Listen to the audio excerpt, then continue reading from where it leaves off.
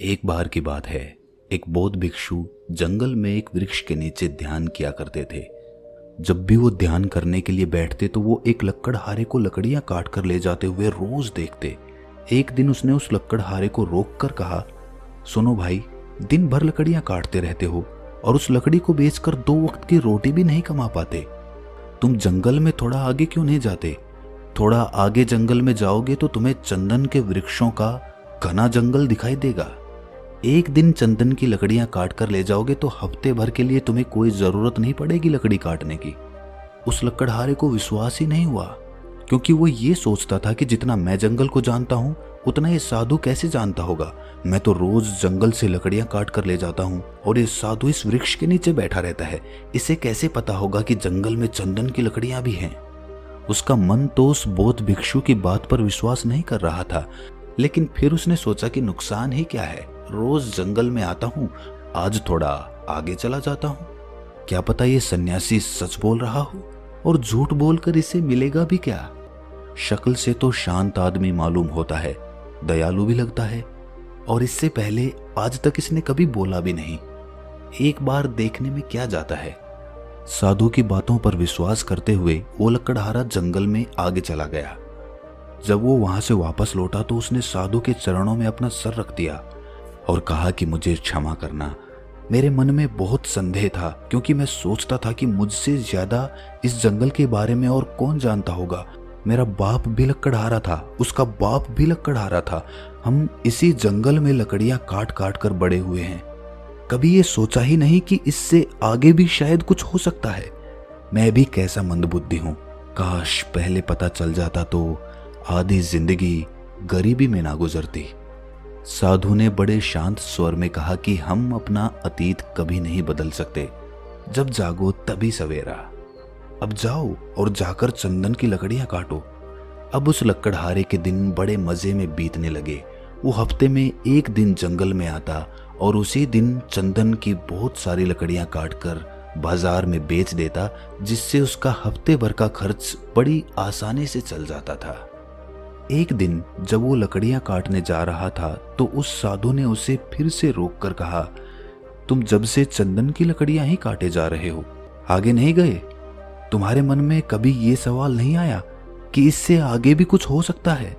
उस लकड़हारे ने चौंक कर कहा कि ये तो मेरे मन में सवाल आया ही नहीं कि चंदन के आगे भी कुछ हो सकता है। साधु ने उसे बड़े शांत स्वर में समझाया कि चंदन के जरा आगे जाओ, वहां पर तुम्हें एक चांदी की खदान मिलेगी। लकड़ियां काटना छोड़ो, एक दिन उस खदान में से चांदी ले जाओगे तो 2-4 महीने के लिए तुम्हारा काम बन जाएगा। सन्यासी के चरणों में प्रणाम करते हुए वो लकड़हारा सीधा चांदी की खदान वाले रास्ते पर चल पड़ा। जब वो सन्यासी के बताए हुए पते पर पहुंचा तो देखकर हैरान रह गया। वहां पर सचमुच एक चांदी की खदान थी। वो लकड़हारा तो ये देखकर खुशी से पागल ही हो गया। अब वो लकड़हारा 4-5 महीने में एक बार जंगल में आता, चांदी लेता और 4-5 महीने आराम से रहता। ऐसे ही एक दिन जब वो लकड़हारा चांदी लेने के लिए जंगल में जा रहा था तो वही साधु उसे फिर से एक पेड़ के नीचे बैठा हुआ दिखा। उस साधु ने लकड़हारे से कहा कि थोड़ा और आगे जाओ, वहां पर तुम्हें सोने की खदान मिलेगी। जब वो लकड़हारा चांदी की खदान से थोड़ा आगे गया तो सचमुच वहां पर एक सोने की खदान थी। इतना सोना जो उसकी पूरी जिंदगी बदल सकता था। सोने की खदान हाथ लग जाने के बाद वो लकड़हारा साल में एक बार जंगल में आता और साल भर आराम से अपना जीवन जीता। एक दिन जब सोना लेने के लिए वो लकड़हारा सोने की खदान की तरफ जंगल में जा रहा था तो वही साधु से फिर से मिल गया। साधु ने लकड़हारे की तरफ देखकर कहा कि तुम कभी जागोगे कि नहीं, या हर बार मुझे ही तुम्हें जगाना पड़ेगा? तुम्हारे मन में जिज्ञासा नहीं उठती कि आगे चलकर देखूं कि जंगल में और क्या है? लकड़हारे ने हाथ जोड़कर कहा कि मैं तो मंदबुद्धि ठहरा, मेरे मन में ये सवाल कभी आया ही नहीं। मुझे लगता था कि सोने से बड़ा और क्या हो सकता है। फिर साधु ने कहा कि अरे भोले इंसान, सोने की खान से आगे जाकर देख, वहां तुझे हीरे की खदान मिलेगी। जब वो लकड़हारा वहां पर पहुंचता है तो उसे अपनी आंखों पर यकीन ही नहीं होता। वहां पर सचमुच एक हीरे की खदान थी। अब वो लकड़हारा एक बार हीरे ले जाता और कई सालों बाद जंगल में आता। समय के साथ वो लकड़हारा भी बूढ़ा हो गया था। एक दिन जब वो हीरे लेकर जंगल से वापस आ रहा था तो उसी पेड़ के नीचे उसे फिर से वही साधु मिला। साधु ने उसे देखते ही पूछा कि अरे भाई, कुछ और भी चाहिए या तुम्हारे मन की तृप्ति हो चुकी है? उस लकड़हारे ने कहा कि बुरा मत मानना गुरुदेव, मेरा जीवन पहले ज्यादा अच्छा था। पहले मैं रोज लकड़ियां काटता था, रोज बाजार में जाकर बेचता था और मैं मस्त अपना जीवन जीता था। जब से आपने खदान के बारे में बताना शुरू किया है, मैंने जीवन में मेहनत करना ही बंद कर दिया और मेरा शरीर तरह तरह की बीमारियों से ग्रस्त होता चला गया। मैं कभी कभी सोचता हूँ कि अगर मैं रोज जंगल में लकड़ियां काटता रहता तो मेरे शरीर में बीमारियां तो नहीं होती। शायद मैं गरीबी में जीता लेकिन मेरा शरीर तो स्वस्थ रहता। ये सुनकर वो सन्यासी जोर जोर से हंसते हुए बोला कि कभी तुमने ख्याल नहीं किया कि हीरे से आगे और क्या हो सकता है? तुम हीरे पर ही अटक गए। ये सुनकर लकड़हारे ने कहा कि हीरे से ज्यादा मूल्यवान इस दुनिया में और क्या हो सकता है? मुझे तो कुछ समझ में नहीं आता। आप ही इसका उत्तर देने की कृपा करें। ये सुनकर उस सन्यासी ने कहा कि हीरे के आगे मैं हूं। क्या तुझे कभी ख्याल नहीं आया कि ये आदमी मस्त यहां बैठा रहता है जिसे पता है कि हीरों की खदान कहां पर है? तुम्हें कभी आश्चर्य नहीं हुआ कि इसे हीरे की खदान के बारे में पता है लेकिन फिर भी ये हीरे नहीं भर रहा है?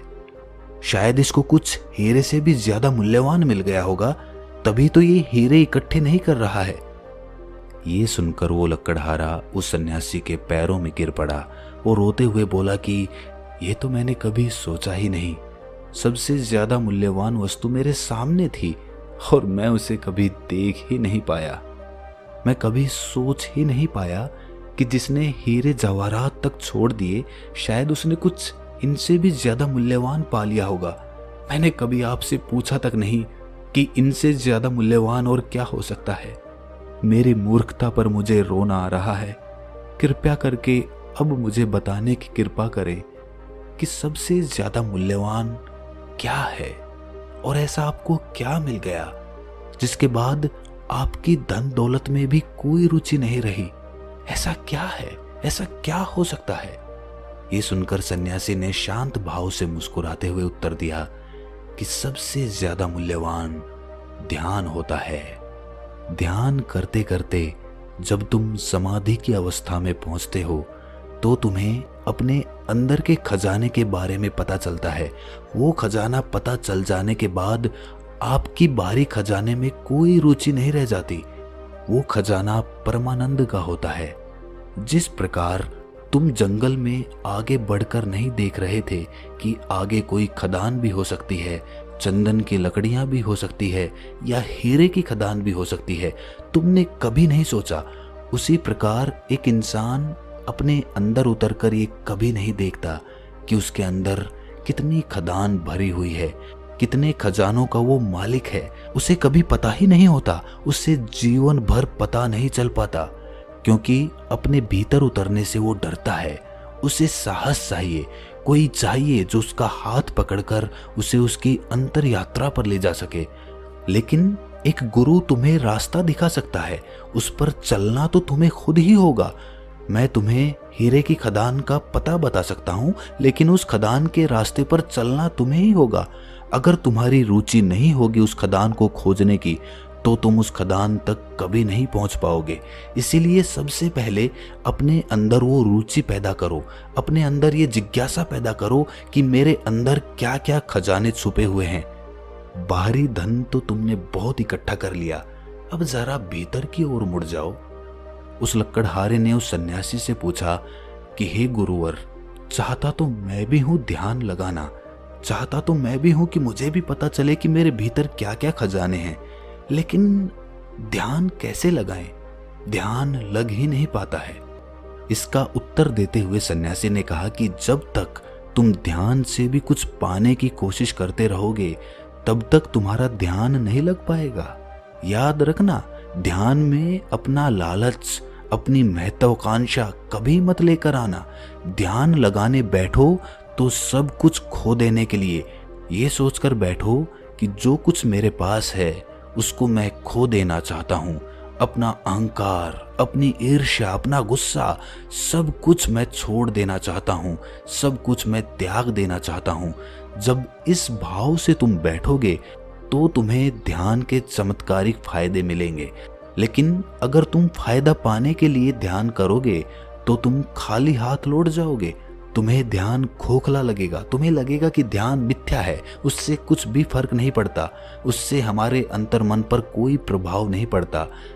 इसीलिए सबसे पहले अपने मन को तैयार करो, अपने मन पे से सारा बोझ हटाने के लिए ध्यान करो, ना कि कुछ पाने के लिए ध्यान करो। ध्यान करने की सबसे सरल विधि तुम चुनो, अपनी सांसों पर ध्यान लगाना शुरू करो।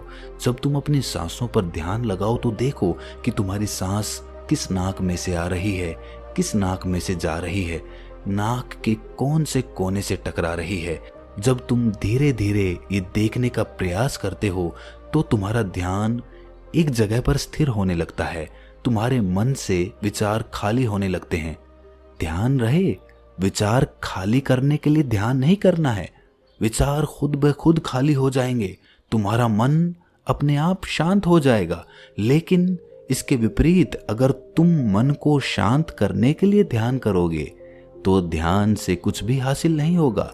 ये बड़ी बारीक बात है, इसको समझ लेना जरूरी है, क्योंकि ज्यादातर लोग ध्यान से कुछ पाने के लिए ध्यान करना चाहते हैं। और एक बार जब तुमने अपना ध्यान एक जगह पर टिकाना सीख लिया तो उसके बाद तुम किसी भी काम को बड़ी आसानी से कर पाओगे। तुम्हारा ध्यान इधर उधर विचलित नहीं होगा। जब तुम किसी काम को करोगे तो तुम्हारे दिमाग में इधर उधर के विचार नहीं आएंगे, तुम्हारा पूरा ध्यान, पूरा मन एक जगह पर टिका रह पाएगा। उसके बाद उस काम को करने की गहराई अपने आप बढ़ती चली जाएगी। जिस काम को करने में तुम काफी समय लेते थे वही काम तुम चंद मिनटों में या चंद घंटों में पूरा कर पाओगे, क्योंकि तुम्हारा दिमाग एक जगह पर स्थिर रहना सीख चुका है। ध्यान कुछ पाने के लिए नहीं किया जाता, बल्कि जो हमने इकट्ठा किया हुआ है उसे पीछे छोड़ देने के लिए किया जाता है। हम अपने जीवन में नाना प्रकार की वासनाएं, महत्वाकांक्षाएं, भावनाएं पाल लेते हैं जो जीवन भर हमारे साथ चलती रहती हैं। वो हमारे अस्तित्व का एक हिस्सा बन जाती हैं, लेकिन वो वासनाएं हमने इसी जीवन काल में अपने आप उत्पन्न की हैं और वो हमारा हिस्सा नहीं है, हमारा वो स्वरूप नहीं है। वो हमें जमाने से मिली है, वो हमने समाज को देखकर अर्जित की हैं। इसीलिए हम अपने स्वरूप को भूलते चले जाते हैं और जिस प्रकार की वासनाएं हमने पाल ली हैं उन्हीं वासनाओं के अभिभूत होकर हम अपना जीवन जीते रहते हैं। लेकिन ध्यान के द्वारा वो सभी वासनाएं मिट जाती हैं और अंदर रह जाता है खालीपन, सूनापन, जहां पर कोई हलचल नहीं होती, जहां पर कोई विचार नहीं होता। एक ठहरा हुआ समंदर और उस समंदर पर चलती हुई ठंडी ठंडी हवाएं, ये सब कुछ हम महसूस कर पाते हैं जब हम ध्यान लगाना सीख जाते हैं। उस लकड़हारे को आशीर्वाद देते हुए उस सन्यासी ने कहा कि तुमने जीवन में अब सब कुछ पाकर देख लिया और तुमने ये भी पाया कि सब कुछ पा लेने के बाद भी अंदर सब कुछ खाली सा रहता है। अंदर का भराव सिर्फ ध्यान से हो सकता है। इसीलिए आज से ही तुम मेरे साथ इस जंगल में ध्यान लगाना शुरू कर दो। और ये कहकर वो सन्यासी अपने ध्यान में वापस से लौट गए। तो दोस्तों, कैसी लगी ये कहानी आपको कमेंट सेक्शन में ज़रूर बताना, और अच्छी लगी हो तो इस चैनल को सब्सक्राइब ज़रूर कर लेना। तो मिलते हैं अगली कहानी में, तब तक के लिए अपना ख्याल रखें।